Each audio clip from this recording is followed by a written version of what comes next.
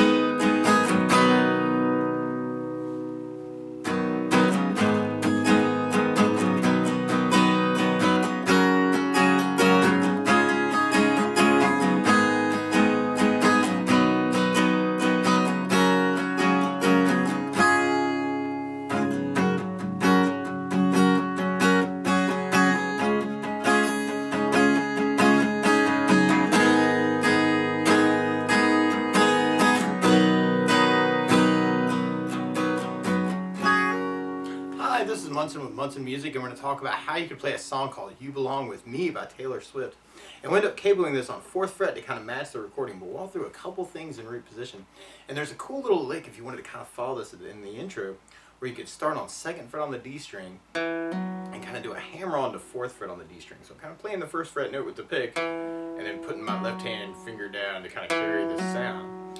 And then we go 2nd on the G, 4 on the D, 2nd on the G twice, open G, 4 on the D, open G, 4 on the D, open G, 4 on the D, and then 2nd on the D, and then open D. So if you kind of dig on that lick, kind of that E, F sharp, A, F sharp, A, G, F sharp, G, F sharp, G, F sharp, E, D, 2, 4, 2, 4, 2, 2, O, 4, O, 4, O, 4, 2, O.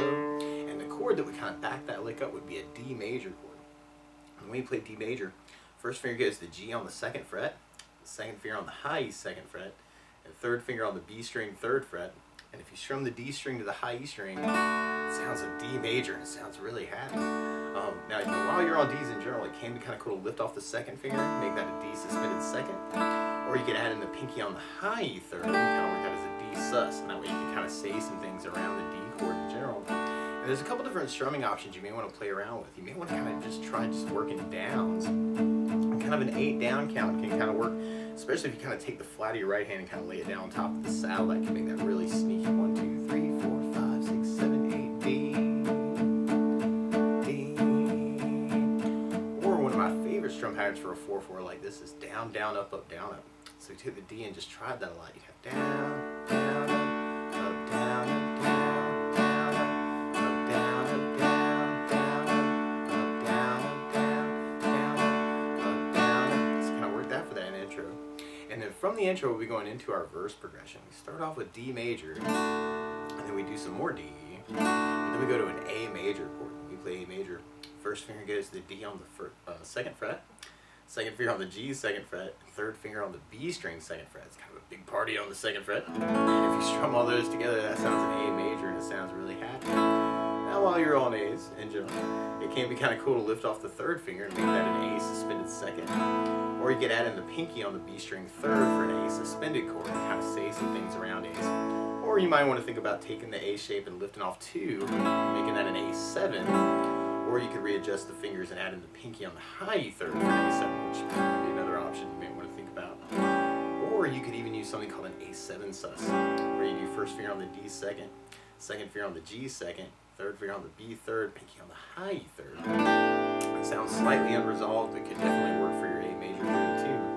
And then from the A, we'll be going to an E minor chord. Normally you do this 1st finger on the A 2nd, 2nd finger on the D 2nd. If you strum all those together, that sounds like an E minor chord, and it sounds really sad. But you may want to think about adding in the 3rd finger on the B 3rd, pinky on the high E 3rd, kind of working that for your E minor chord. And then from the E minor, we'll be going to a G major chord. We play G First finger stays on the A string second, second finger on the low E third, third finger on the high E third. And if you strum all those together, it sounds a G major chord. It sounds really happy. Now you may also want to think about putting 3 on the B third, pinky on the high E third, kind of B minor 7. And then that way you wouldn't have to move as far. You could even kind of do it as a D sus to the A 7 sus, to the E minor 7, to the G major, and never have to move 3 and 4. That kind of helps if you're starting out to kind of give you an anchor. And then from there we kind of repeat that through our verse. Kind of D, D, A, E minor, G, G.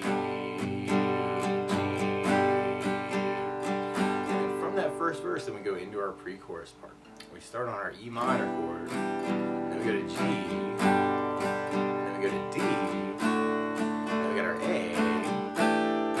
back to E minor, and our G.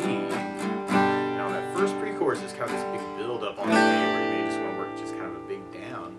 And then from there we go into our main chorus progression, which is kind of like our verse, kind of our D, D,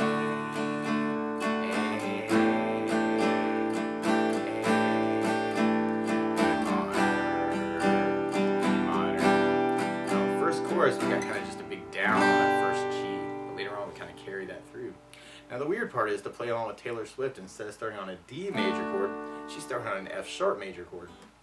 So to play along with the recording, what you want to do is take a capo, and if you put the capo on the 4th fret, then now your D major is really an F sharp major, and your A is really a C sharp major, and your E minor is really a G sharp minor, and your G major is really a B major chord. Take from the very beginning, you may want to work that intro lick into there, kind of 2 4 2 4 2 2 0 4 0 4 0 4 2 0 2 4 2 4 2 2 0 4 0 4 0 4 2 0. Or you could just back that up with the chord, kind of working that down idea, or the down down up up down up, or even down up down up up down up can be kind of a cool variation. Down up down up up down up D. And then from there, then we'll be going into our first verse. So D.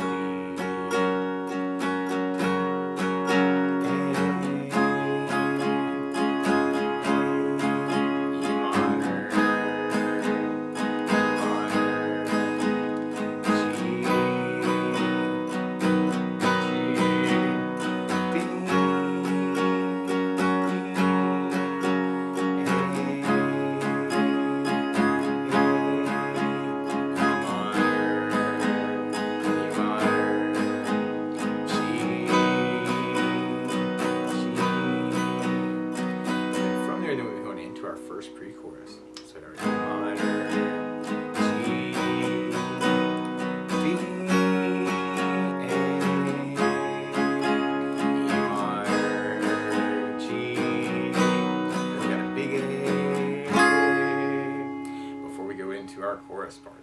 Then we got our D,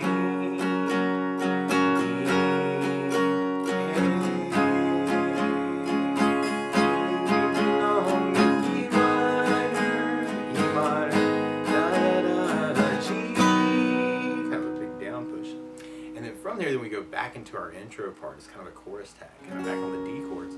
Now one other thing I think about adding to the song though is bass notes. And a lot of times on that first down, on the down, down, up, you're throwing a bass note for the chord. So on the D you'd have the D for the bass. On the A you'd have the A for the bass. On the E minor you'd have the low E for the bass. And on the G you'd have the low E for the bass. You try that through that intro that way. You'd have the D with the bass, down, up, down, D with the bass, down, up, down. Digging on that variation, you could even work it as a bass up, down, bass up, down, up, down. So we tried that idea through our next verse. Then we have kind of D, A,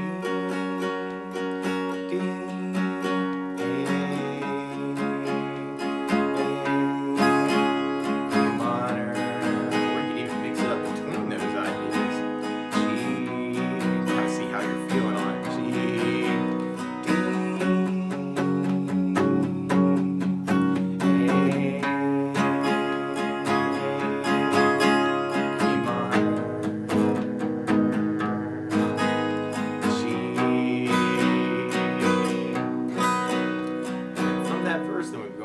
pre-chorus part. So So we have our E minor, G, D, A, E minor, G. Then we can have a big A. But you may want to kind of pick it back up on another A chord, build up some energy to lead into kind of our next chorus. And our second chorus actually is kind of a double chorus, and actually we go into a solo which kind of matches that too. So we end up kind of repeating that idea 3 times, kind of for that second chorus solo idea.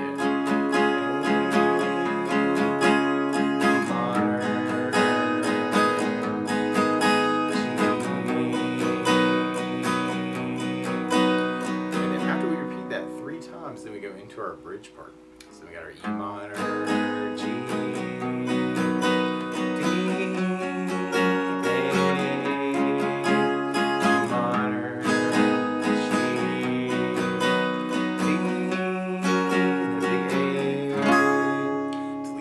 our last chorus. And we got a couple of punctuations on this. Actually, we kind of start out with that D, and we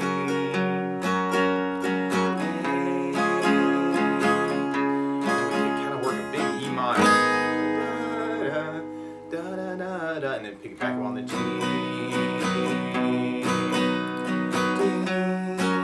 Now, if you know other licks around these chords too, feel free to take this lesson, kind of run with it. It might be kind of cool to kind of play around with some of those other chords that we were talking about.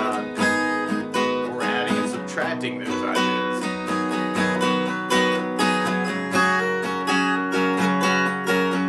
So feel free to take this lesson and kind of run with it and make it your own too.